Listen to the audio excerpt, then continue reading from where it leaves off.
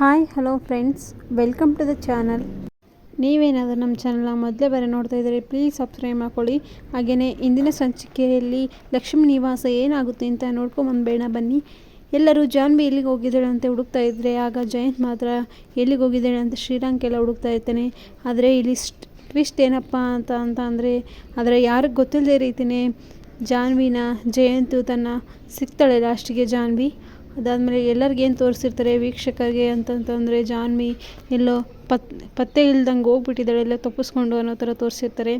ಆದರೆ ಅದಾದಮೇಲೆ ಜಯಂತ್ಗೆ ಜಾನ್ವಿ ಸಿಗ್ತಾಳೆ. ಸಿಕ್ಕ ಮೇಲೆ ಜಯಂತ್ ಅವಳನ್ನ ಕರ್ಕೊಂಬಂದ್ಬಿಟ್ಟು ಅವಳಿಗೆ ಮೇಲಿಂದ ಕೆಳಗಡೆ ಬಿದ್ದಿರ್ತಾಳೆ ಅಲ್ವಾ, ಅದಕ್ಕೋಸ್ಕರ ಪ್ರಜ್ಞೆ ಇಲ್ದಂಗೆ ಆಗಿರುತ್ತೆ. ಅವಳಿಗೆ ಹಳೇದು ಯಾವುದು ಸಹ ನೆನಪಿರಲ್ಲ. ಅದಕ್ಕೋಸ್ಕರ ಅಂಥೇಳಿ ಜಯಂತು ಏನು ಮಾಡೋದಪ್ಪ ಈಗ, ಇವಳು ನಾನು ಬಿಟ್ಟೋದ್ರೆ ನನಗೆ ಜೀವನೇ ಇಲ್ಲ, ನಾನು ಇವಳು ಅಷ್ಟು ಹಚ್ಕೊಂಡ್ಬಿಟ್ಟಿದ್ದೀನಿ, ಇವಳನ್ನ ಎಲ್ಲಿ ಕಳಿಸ್ಬಾರ್ದು ಅಂತ ಹೇಳ್ಬಿಟ್ಟು ತನ್ನ ಮನೆಯಲ್ಲೇ ಕೂಡು ಹಾಕ್ಕೋಬೇಕು ಅಂತ ಹೇಳ್ಬಿಟ್ಟು ಮನೆ ಕರ್ಕೊಂಡೋಗಿ ಕೂಡಾಕ್ಕೊತಾನೆ.